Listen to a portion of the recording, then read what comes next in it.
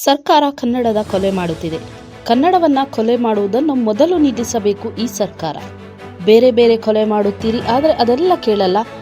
ಆದರೆ ಕನ್ನಡದ ಕೊಲೆ ಮಾಡಬೇಡಿ. ಕನ್ನಡದ ಬಾವುಟವನ್ನು ಹಿಡಿದು ಕನ್ನಡದ ಅಸ್ಮಿತೆಯನ್ನು ಕಾಪಾಡಲು ಯುವಕರು ಮುಂದಿದ್ದಾರೆ ಎಂದು ಛಲವಾದಿ ನಾರಾಯಣಸ್ವಾಮಿ ತಿಳಿಸಿದ್ದಾರೆ. ನಾನು ನೋಡಿದೆ, ಈ ಕನ್ನಡದ ಕೊಲೆ ಮಾಡತಕ್ಕಂತ ಈ ಸರ್ಕಾರ ಇದು. ಈ ಕನ್ನಡದ ಕೊಲೆ ಮಾಡುವಂತದ್ದನ್ನ ಮೊದಲು ನಿಲ್ಲಿಸ್ರಿ. ನೀವು ಬೇರೆ ಬೇರೆ ಕೊಲೆ ಮಾಡ್ತೀರಿ, ಅದನ್ನ ನಾನು ಈ ವೇದಿಕೆಯಿಂದ ಕೇಳಕ್ ಹೋಗೋದಿಲ್ಲ. ಆದ್ರೆ ಕನ್ನಡದ ಕೊಲೆ ಮಾಡ್ತೀರಿ. ಆದ್ರೆ ಇಲ್ಲಿ ನೆರೆದಿರ್ತಕ್ಕಂಥ ಮುಖಂಡರುಗಳಾಗಿರ್ಲಿ ಅಥವಾ ವಿದ್ಯಾರ್ಥಿಗಳಾಗಿರ್ಲಿ ನೋಡಿ, ಕನ್ನಡದ ಬಾವುಟಗಳನ್ನ ಹಿಡಿದು ಕನ್ನಡದ ಅಸ್ಮಿತೆಯನ್ನ ಪ್ರಶ್ನೆ ಮಾಡತಕ್ಕಂಥ ರೀತಿಯಲ್ಲಿ ಬಂದಿದ್ದಾರೆ. ನಿಮಗೆ ಕನ್ನಡ ಬರೋದಿಲ್ಲ ಅಂದ್ರೆ, ನಿಮ್ಮ ಕನ್ನಡಕ್ಕೆ ಕೊಡುಗೆ ಇಲ್ಲ ಅಂದ್ರೆ ಸರ್ಕಾರ ನೀವು ಯಾತಕ್ಕೆ ಮಾಡ್ತಿದ್ದೀರಿ?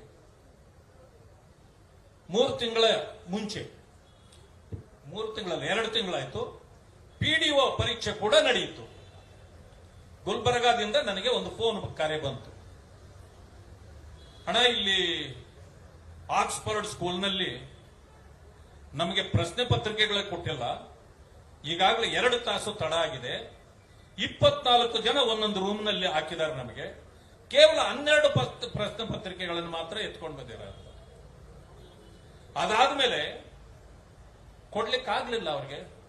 ಅವ್ರನ್ನೆಲ್ಲ ಊಟಕ್ಕೆ ಕಳಿಸಿದ್ರು. ಊಟ ಅಂತಂದ್ರೆ ಹೊರಗಡೆ ಹೋಗ್ಬೇಡಿ, ಊಟಕ್ಕೆ ನಾವೇ ತರಿಸ್ತೀವಿ, ಇಲ್ಲೇ ಊಟ ಮಾಡಿ, ಇನ್ನೊಂದು 1 ತಾಸಿನಲ್ಲಿ ನಿಮಗೆ ಪತ್ರಿಕೆಗಳನ್ನು ಕೊಡ್ತೀವಿ ಅಂತಂದ್ರು.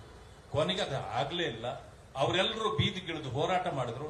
ಆದರೂ ಕೂಡ ಈ ಮಂಡು ಸರ್ಕಾರ ಏನ್ ಹೇಳ್ತು ಅಂದ್ರೆ, ಇಲ್ಲ ಸರಿಯಾಗೇ ಬಂದಿದೆ, ಬರುವಾಗ ತಡ ಆಗಿದೆ ಅಂತ.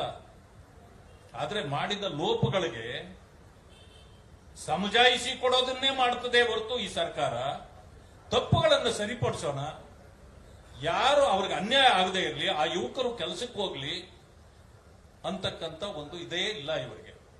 ಆ ಕಾರಣದಿಂದ ನಾನು ಹೆಚ್ಚು ಸಮಯವನ್ನು ತೆಗೆದುಕೊಳ್ಳಕ್ ಹೋಗುವುದಿಲ್ಲ.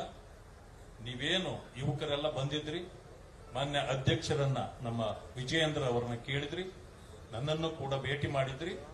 ನಾವಿವತ್ತು ಇಡೀ ಪಕ್ಷವಾಗಿ ನಿಮ್ಮ ಸಹಕಾರಕ್ಕೆ, ನಿಮ್ಮ ಜೊತೆಯಲ್ಲಿ ನಿಲ್ಲಲಿಕ್ಕೆ ನಾವು ಬಂದಿದ್ದೇವೆ.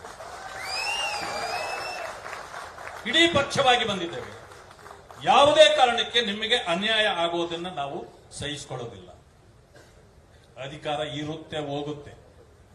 1.5 ವರ್ಷದಿಂದ ನಾವು ಕೂಡ ಅಧಿಕಾರದಲ್ಲಿದ್ವಿ. ಸಣ್ಣ ಪುಟ್ಟ ತಪ್ಪುಗಳಾಗೋದು ಸಹಜ. ಆದ್ರೆ ತಿದ್ದುಕೊಳ್ಬೇಕು ಅಂತಕ್ಕಂಥ ಒಂದು ಇದು ಪ್ರಜ್ಞೆ ಸರ್ಕಾರಕ್ಕೆ ಇರಬೇಕಲ್ಲ. ಆದ್ರೆ ನಾವು ಆಶ್ವಾಸನೆ ಕೊಡ್ತೇವೆ, ನಿಮ್ಮ ಹೋರಾಟ ಎಲ್ಲಿಯವರೆಗೂ ನಡೀತದೋ ಈ ತಪ್ಪುಗಳನ್ನ ತಿದ್ದುಕೊಂಡು ಈ ಸರ್ಕಾರ ನಿಮಗೆ ನ್ಯಾಯ ಕೊಡುವವರೆಗೆ ನಮ್ಮ ಅಧ್ಯಕ್ಷರು, ನಾವು ಎಲ್ಲರೂ ಕೂಡ ಸೇರಿ ಪಕ್ಷವಾಗಿ ನಿಮ್ಮ ಜೊತೆಯಲ್ಲಿ ನಿಲ್ತೇವೆ ಅಂತಕ್ಕಂಥ ಆಶ್ವಾಸನೆಯೊಂದಿಗೆ ನನ್ನ ಮಾತುಗಳಿಗೆ ಮುಕ್ತಾಯ ಮಾಡುತ್ತೇನೆ. ಮೆಂಡು ನ್ಯೂಸ್ ನೆಟ್ವರ್ಕ್, ಸತ್ಯದ ಕನ್ನಡಿ.